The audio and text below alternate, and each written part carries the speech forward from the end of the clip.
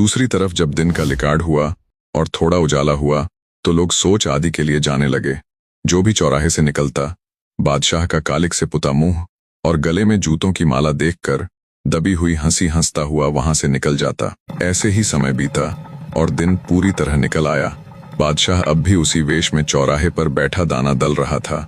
वो अब तक इसी सोच में था कि जानी चोर अपने घोड़े का दाना लेने आता ही होगा। वहां से निकलने वाला हर राहगीर बादशाह की हालत देख मन ही मन हंसता, पर बादशाह होने के कारण किसी की हिम्मत भी नहीं पड़ रही थी कि वो उसकी हालत उसके आगे बयां कर सके। कुछ देर बाद बादशाह का मंत्री बादशाह के पास आया। बादशाह की हालत देख मंत्री को भी बड़ा कौतुक हुआ। बोला, बादशाह सलामत, ये आपने अपना क्या हाल बना रखा है। मुख पर कालिक और गले में जूतों की माला और ये फटे पुराने वस्त्र। हम कब से आपको तलाश रहे हैं। उधर जनाना महल में बहुत बड़ी घटना घट गई। मंत्री की बात सुन बादशाह बोला, कैसी घटना, क्या हुआ, जल्दी बताओ। तब मंत्री ने वहां का पूरा हाल बताया कि बादशाह सलामत। कोई जनाना महल में घुसकर वहां मौजूद सभी सैनिकों को घायल करके राजकुमारी महकदे को छुड़ा ले गया। मंत्री की बात सुन और अपनी हालत देख बादशाह को समझते देर ना लगी कि रात में जानी चोर ही बुढ़िया के वेश में उसे मिला था, जो उसे मूर्ख बना गया। उसे जानी चोर के उस धमकी भरे पत्र की बात भी याद आई कि बादशाह तेरा मुंह काला करके तेरे गले में जूतों की माला पहनाकर तुझसे स्वामण दाना दलवाऊंगा। सब कुछ साफ होने पर बादशाह मारे शर्म और गुस्से के वही माथा पकड़ कर बैठ जाता है। बादशाह को सबक सिखाकर महकदे को उसके राज्य के लिए रवाना करके जानी चोर, सुल्तान और निहालदे 2 दिन का सफर तय कर ठीक विवाह वाले दिन नरवरगढ़ पहुंच जाते हैं। भात भरने की रस्म अनुसार सुल्तान पाड्डे पर खड़ा होकर धर्म की बहन मारू के गले में नोटों की माला तथा 9 के लौटे में सोने का सिक्का डाल देता है। सुल्तान द्वारा रस्म पूरी करने के बाद जानी चोर ने भी पाड्डे पर खड़ा होकर जिस जिस चीज का भात सुल्तान ने भरा था, बिल्कुल उन्हीं चीजों का भात जानी चोर ने भी भर दिया। दरअसल जानी चोर ने भात में सुल्तान द्वारा ही दी गई चीजें चुराकर फिर से उन्हीं से भात भर दिया। अब चूंकि राजा का घर था, किसी चीज की कोई कमी नहीं थी, तो उन्हें नहीं पता चला कि किसने क्या दिया है। पर रस्म में खड़ी होने वाली नगर की 9 ने हल्ला मचा दिया। लौटे में तो सिर्फ एक ही सोने का सिक्का है, जबकि होने चाहिए थे 2 सिक्के, एक सुल्तान द्वारा दिया हुआ और एक जानी चोर द्वारा दिया हुआ। दोस्तों, आप सबको बताता चलूं कि भात की रस्म में नगर के नाई समाज की स्त्री अर्थात गांव की 9 को भी भांति कुछ भेंट देता है। तो जब हो हल्ला हुआ तो सुल्तान को समझते देर ना लगी कि ये सब किया धरा जानी चोर का ही है। सुल्तान ने उससे कहा, मेरे यार, तुमने तो मेरी कसम खाई थी कि आगे से सुई की भी चोरी नहीं करूंगा। तब जानी चोर बोला, हाँ मेरे भाई, मैंने कसम जरूर खाई थी, पर शायद तुमने ध्यान से नहीं सुनी। मैंने कहा था मैं आगे से सुई की चोरी नहीं करूंगा, तो मैंने सुई की चोरी थोड़े ही ना की है। अब रस्म में लगने वाला सारा सामान मैं कहां से लाता भला। तो मैंने तुम्हारे दिए हुए सामान को ही चुराया और उसी से भात भर दिया। जानी चोर की शातिर बुद्धि देख सुल्तान उससे कहता है कि तुम नहीं सुधरने वाले यार। इस प्रकार अच्छे से मारू की बेटी की शादी करवाकर सुल्तान, जानी चोर और निहालदे राजा ढोला और रानी मारू से विदाई लेते हैं। महल से बाहर आने के बाद सुल्तान और जानी चोर भी एक दूसरे से गले मिलते हुए फिर मिलने का वायदा करके विदाई लेते हैं। अब जानी चोर अपने रास्ते चल पड़ा और सुल्तान निहालदे के साथ अपने रास्ते। अब चूंकि सुल्तान की देश निकाले की 12 वर्ष की अवधि भी कब की पूरी हो चुकी थी, तो सुल्तान निहालदे संग अपने नगर कीचकगढ़ की ओर चल पड़ता है। जब चलते चलते उन्हें शाम हो गई तो उन्होंने एक जंगल में डेरा डाल लिया। रात्रि के समय जब सुल्तान और निहालदे विश्राम कर रहे थे, तब सोती हुई निहालदे को एक सांप ने डस लिया, जिससे नींद में ही उसके प्राण निकल जाते हैं। जब सुबह हुई तो सुल्तान की नजर निहालदे के नीले पड़ चुके शरीर पर गई। उसे तुरंत समझ आ गया कि निहालदे को किसी विषैले सांप ने डस लिया है। धड़कन कब की थम चुकी थी। सुल्तान का तो मानो पूरा संसार उजड़ गया था। निहालदे ही उसके लिए सब कुछ थी। वो बुरी तरह दहाड़े मार मार कर विलाप करने लगा। उसके हृदय विदारक रुदन से पूरा जंगल दहल उठा। कुछ देर बाद अत्यंत बोझिल हृदय से सुल्तान निहालदे के क्रियाक्रम की सामग्री लेने नगर की ओर चल पड़ता है। सबसे पहले सुल्तान लकड़ी वाले के पास पहुंचता है। उसने दुकानदार को पैसे दिए और स्वामण लकड़ी तोलने के लिए कहकर दूसरी सामग्री लेने के लिए आगे बढ़ गया। फिर वो एक कपड़े की दुकान पर जाता है। सुल्तान ने उसे भी पैसे दिए और कफन के लिए 100 मीटर सफेद कपड़ा काटने की कहकर अन्य सामग्री लाने के लिए आगे बढ़ जाता है। फिर सुल्तान एक घी वाले की दुकान पर पहुंचता है। उसे भी पैसे देकर घी का एक पीपा देने के लिए कहता है। तभी सुल्तान ने सोचा, रानी को पान बहुत पसंद था। अंततः वो घी वाले को भी थोड़ी देर में आने की कहकर पंसारी की दुकान की तरफ बढ़ जाता है। पंसारी की दुकान पर जाकर सुल्तान पान लगाने की कहता है। तब दुकान पर मौजूद पंसारी की बेटी सुल्तान के रंग रूप को देखकर उस पर मोहित हो जाती है।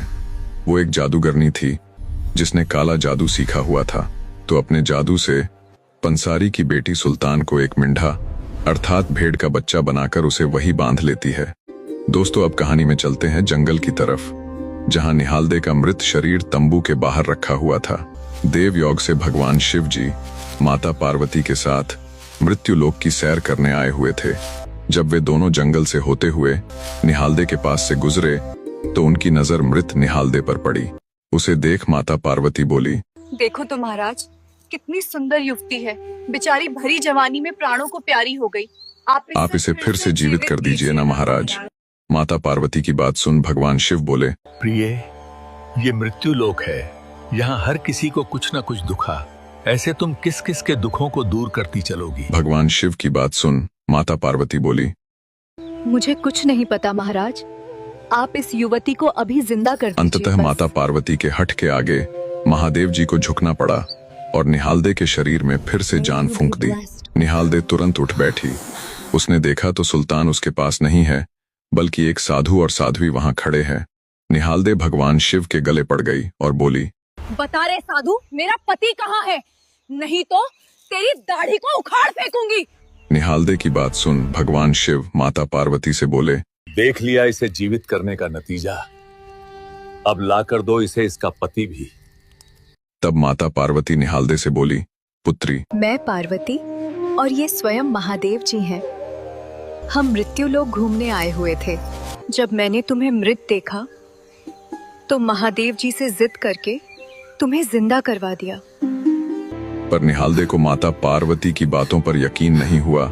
वो तो बस एक ही रट लगाए हुए थी कि मुझे मेरा पति वापस लाकर दो। निहालदे की जिद देख महादेव जी उससे बोले, ठीक है, एक बार अपने मुख पर हाथ फिराओ। निहालदे ने जैसे ही महादेव के कहे अनुसार अपने मुख पर हाथ फिराया तो महादेव और पार्वती वहां से गायब हो गए। तब निहालदे ने सोचा, वो साध्वी ठीक ही कह रही थी, वे दोनों तो साक्षात महादेव और पार्वती जी ही थे। ये जान निहालदे को अपने व्यवहार पर बड़ा दुख हुआ। फिर उसने सोचा, अगर मैं मर गई थी तो सुल्तान जरूर मेरे क्रियाक्रम का सामान लाने गए होंगे।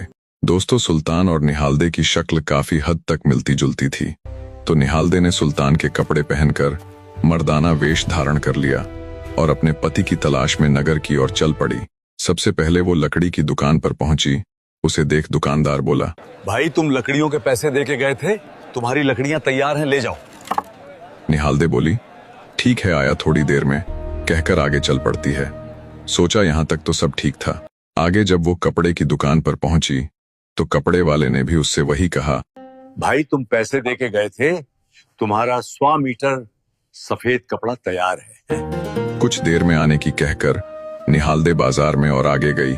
सोचा यहाँ तक भी सब ठीक था। जब वो घी वाले की दुकान पर पहुंचती है तो उसने भी वही बात दोहराई।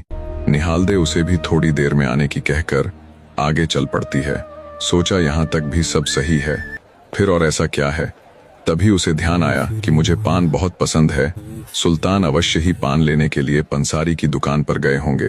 थोड़ी दूर चली तो उसे देखकर पंसारी की दुकान के बाहर बंधा मींढा उछल कूद करने लगा और गर्दन से इशारा करते हुए निहालदे को वापस लौट जाने को कहा। मींढे द्वारा बार बार इशारा किए जाने पर निहालदे को समझते देर ना लगी कि ये मींढा ही सुल्तान है, जिसे जादू से मींढा बनाया गया है। वो तुरंत वहीं से वापस लौट जाती है। चलते चलते उसके मन में यही सब चल रहा था कि कैसे अब वो अपने पति को उस जादूगरनी के चंगुल से छुड़ाए। विचारों की इन्हीं उधेड़बुन में खोई रानी निहालदे चली जा रही थी। थोड़ी दूर चली तो आगे लोगों की भीड़ लगी हुई थी। भीड़ का माजरा जानने जब वो भीड़ के बीच में से आगे गई तो उसे भी प्रतिभागी समझ हाथ में तलवार थमा दी गई। दरअसल वो भीड़ कोई सामान्य भीड़ नहीं थी। वो भीड़ नगर के राजा की लड़की के स्वयंवर के लिए लगी हुई थी। राजकुमारी का स्वयंवर चल रहा था। स्वयंवर की शर्त ये थी, जो व्यक्ति लोहे के 9 तवों में से तलवार को पार निकाल देगा, उसके साथ ही राजकुमारी का विवाह कर दिया जाएगा। किसी राजकुमार की तलवार एक तो किसी की बड़ी ही मुश्किल से 2 या 3 लोहे के तवों को ही पार कर पाई थी। तो पहले से ही उधेड़बुन में मर्दाने वेश में चल रही निहालदे को जब तक कुछ समझ आता तब तक तो उसके हाथ में तलवार थमा दी गई थी। निहालदे ने बिना कुछ सोचे समझे तलवार ली और मन में अपने पति सुल्तान को याद करते हुए पूरी ताकत से उन लोहे के तवों के बीचों बीच प्रहार किया। उसकी तलवार की गति इतनी तेज और वार इतना प्रचंड था कि तलवार 9 के 9 तवों को भेदती हुई जमीन में जा घुसी। पूरी भीड़ तालियों की गड़गड़ाहट से निहालदे के इस वार की प्रशंसा कर रही थी। राजकुमारी ने भी खुशी खुशी निहालदे के गले में वरमाला डाल दी, क्योंकि ताकत के साथ साथ निहालदे रंग रूप से भी बहुत सुंदर थी। घर जमाई के रूप में निहालदे को राजकुमारी के साथ उसके महल में ठहरा दिया जाता है। निहालदे ने बेशक से मर्दाना वेश धारण कर रखा हो, पर अंदर से तो वो भी स्त्री ही थी। अंततः वो राजकुमारी के साथ ज्यादा बातचीत नहीं करती और रात के समय दूसरी ओर करवट लेकर सो जाती। राजकुमारी को उसका ये व्यवहार बड़ा ही अजीब लगा। 2-4 दिन तो वो इस व्यवहार को देख कुछ नहीं बोली, पर जब रोज की तरह आज भी निहालदे उससे पीठ फेर कर सोने के लिए तैयार हुई तो राजकुमारी के सब्र का बांध टूट गया। वो बोल पड़ी, हे वीर, तुम्हारे इस व्यवहार का क्या कारण है? मैं पहले दिन से ही देख रही हुई कि तुम जरा भी खुश नहीं लग रहे। क्या तुम्हें मेरे रंग रूप में कोई खराबी लगती है? क्या मैं बदसूरत हूँ? अन्यथा मेरे घर वालों द्वारा तुम्हारी खातिरदारी में किसी प्रकार की कमी रह गई? तब निहालदे बोली, ना तो तुम्हारे रंग रूप में कोई खराबी है, ना ही तुम बदसूरत हो, और ना ही तुम्हारे घर वालों ने मेरी खातिरदारी में किसी प्रकार की कमी छोड़ी है। तो फिर बात क्या है? तुम्हारे इस व्यवहार का क्या कारण है? क्यों तुम मेरे करीब आने के बजाय मुझसे दूर होकर पीठ फेर कर सोते हो? असमंजस में फंसी राजकुमारी सवालों की झड़ी लगाते हुए बोली। तब राजकुमारी को उत्तर देते हुए निहालदे बोल पड़ी, तुम्हारे करीब ना आने और तुमसे पीठ फेर कर सोने का कारण है, मैं भी तुम्हारे जैसी ही हूँ बहन। निहालदे की बात सुन राजकुमारी ने हैरत भरी सवालियां निगाहों से निहालदे की तरफ देखा। तब निहालदे ने शुरू से लेकर आखिर तक पूरी आप बीती राजकुमारी के सामने बयां कर दी कि कैसे वो अपने पति के साथ अपनी ससुराल जा रही थी और कैसे रास्ते में पड़ने वाले जंगल में ठहरने पर रात के समय एक सांप के काटने से उसकी मृत्यु हो गई, और महादेव जी और पार्वती वाले किस्से से लेकर पंसारी की दुकान के बाहर बंधे उस मींढे और उसके इशारों तक की पूरी बात कह सुनाई और बोली, बहन अब वही हम दोनों के पति हैं। बस कैसे भी करके हम उसे उस जादूगरनी के चंगुल से छुड़ा लाएं। निहालदे की पूरी बात सुन राजकुमारी को बड़ा आश्चर्य हुआ, पर अब वो कर भी क्या सकती थी। फिर कुछ सोचती हुई वो निहालदे से बोली, लेकिन बहन, पहले तुम ये मर्दाना वेश त्याग अपने असली रूप में आ जाओ। राजकुमारी के कहने पर निहालदे अपना मर्दाना वेश त्याग कर अपने असली स्वरूप में आ जाती है। निहालदे का वो रूप देख राजकुमारी को थोड़ी सी हैरानी हुई। फिर वो निहालदे के आगे अपनी योजना बताना प्रारंभ करती है। बहन, अगर यही बात है तो मेरे पास एक तरकीब है जिससे हम तुम्हारे अर्थात हमारे पति को उस दुष्ट जादूगरनी के चंगुल से छुड़ा सकते हैं। राजकुमारी की बात सुन निहालदे का मुरझाया चेहरा खिल उठता है। बेसब्री से वो राजकुमारी से कहती है, बताइए राजकुमारी जी, वो क्या योजना है जिससे सुल्तान को फिर से उसके वास्तविक रूप में लाया जा सकता है? दरअसल वो राजकुमारी भी एक जादूगरनी थी। उसने भी इंसान को जानवर और जानवर से वापस इंसान में बदलने की विद्या सीखी हुई थी। सुनो बहन, मैं भी वो तंत्र विद्या जानती हूँ जिससे मनुष्य को प्राणी में बदला जाता है और फिर कैसे उसे उसके वास्तविक रूप में लाया जाता है। कल हम दोनों वहां जाएंगे जहां उस जादूगरनी ने सुल्तान को मिंढा बनाकर बांधा हुआ है। मैं अपनी तंत्र विद्या की बदौलत उस जादूगरनी द्वारा सुल्तान पर किए जादू को काटकर सुल्तान को फिर से इंसान बना दूंगी। पर जब मैं ऐसा करूंगी तब पंसारी की जादूगरनी बेटी को ये कदापि हजम नहीं होगा। वो आग बबूला होती हुई मेरे साथ लड़ने आएगी। तब मैं सफेद चील बनकर आसमान में उड़ जाऊंगी। ये देख जादूगरनी भी मेरे पीछे आएगी। बस उसी समय तुम्हें सुल्तान से कहकर उस दुष्ट जादूगरनी को निशाना लगवाना है। जैसे ही सुल्तान का तीर उसको लगेगा, उसके प्राण पखेरु उड़ जाएंगे। फिर हम आराम से सुल्तान के साथ सुखपूर्वक अपना जीवन बिता सकेंगे। राजकुमारी की पूरी बात सुन निहालदे की आंखें चमक उठी उसे विश्वास हो चला था कि जल्दी ही उसका पति अर्थात सुल्तान अपने असली रूप में होगा। अब उसे इंतजार था तो बस कल होने वाली सुबह का। कहानी को अब दूसरी तरफ यानी जादूगरनी की तरफ लेकर चलते हैं। जादूगरनी रात के समय सुल्तान को उसके वास्तविक रूप में लाकर उसके साथ चौपट सार आदि खेलती और जैसे ही सुबह होती वो फिर से मंत्र मारकर उसे मिंढा बना देती। जैसे ही सुबह हुई और दिन थोड़ा ऊपर चढ़ा, निहालदे जादूगरनी राजकुमारी को साथ ले पंसारी की दुकान के बाहर पहुंच जाती है, जहां उस दुष्ट जादूगरनी ने सुल्तान को मिंढा बनाकर बांध रखा था। वहां पहुंचकर राजकुमारी ने अपनी मंत्र शक्तियों द्वारा दुष्ट जादूगरनी के जादू को काटकर मिंढे को फिर से इंसान बना दिया। जब दुष्ट जादूगरनी ने ये देखा तो ये उसे बिल्कुल बर्दाश्त ना हुआ, और होता भी कैसे, उसका मनपसंद खिलौना जो उससे छीना जा रहा था। जैसे ही पंसारी की बेटी राजकुमारी पर झपटी तो योजना अनुसार राजकुमारी एक सफेद चील के रूप में बदल गई और आसमान में उड़ने लगी। क्रोधित दुष्ट जादूगरनी ने भी चील का रूप धारण किया और वो भी आसमान में जाकर राजकुमारी के साथ लड़ने लग जाती है। तब निहालदे अपने साथ लाया धनुष बाण सुल्तान को देते हुए बोली, महाराज, आसमान में उड़ रही उस काली चील जो कि वो दुष्ट जादूगरनी है, उस पर निशाना साधो। निहालदे की बात सुन सुल्तान कहता है, क्या काली और क्या सफेद, और इस बात का क्या भरोसा कि जादूगरनी राजकुमारी हमारे साथ पूरे जीवन अच्छे से पेश आएगी। अगर कल को उसके साथ कुछ कहा सुनी हो गई तो वो भी हमें कभी मिंढा तो कभी मेमना बनाकर खड़ा कर देगी। इतना कहते हुए सुल्तान ने निशाना साधा और बाण से अत्यंत वेग से निकला हुआ सुल्तान का तीर आपस में लड़ रही काली चील और धोली चील दोनों के आर पार हो जाता है। फलस्वरूप उस दुष्ट जादूगरनी के साथ साथ जादूगरनी राजकुमारी के भी प्राण पखेरु उड़ जाते हैं।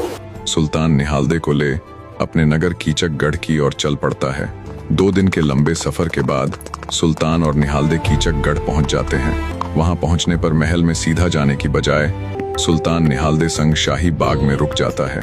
जैसे ही सुल्तान के वापस लौटने की खबर पहरेदारों ने राजा मैनपाल और रानी को दी, दोनों के दोनों तुरंत सब कुछ छोड़ छाड़ कर भागे भागे शाही बाग में चले आते हैं। राजा मैनपाल बेटे सुल्तान को बाहों में भरता हुआ बोला, बेटा, बहुत रुलाया है तुमने। तुम्हारी याद में एक एक दिन कई सालों की तरह गुजरा है हमारा। अरे मैंने तो वो देश निकाला सिर्फ तुम्हें डराने के लिए टंगवाया था। मुझे जरा सा भी ये अंदेशा नहीं था कि तुम सचमुच उसे देखकर हमें छोड़कर चले जाओगे। ऐसा कोई दिन नहीं गया जब मुझे अपने किए पर पछतावा ना हुआ हो या तुम्हारी माँ ने मुझे दोषी ठहराते हुए धिक्कारा ना हो। राजा रानी दोनों बारी बारी से अपने बेटे को गले लगाते हैं। अच्छी तरह से मिलन होने के बाद सुल्तान अपने माता पिता को निहालदे का परिचय देता है। सुल्तान अपने साथ बहू को भी लाया है। ये जान उन दोनों को और अधिक खुशी हुई। निहालदे भी आगे बढ़कर अपने सास ससुर के चरण छू लेती है। राजा मैनपाल पूरे सम्मान के साथ अपने बेटे और बहू को राजमहल के अंदर लेकर जाते हैं और अगले ही दिन वे सुल्तान का राज तिलक कर उसे कीचकगढ़ का नया राजा घोषित कर देते हैं। इस प्रकार राजा सुल्तान रानी निहालदे के साथ सुखपूर्वक जीवन व्यतीत करता है।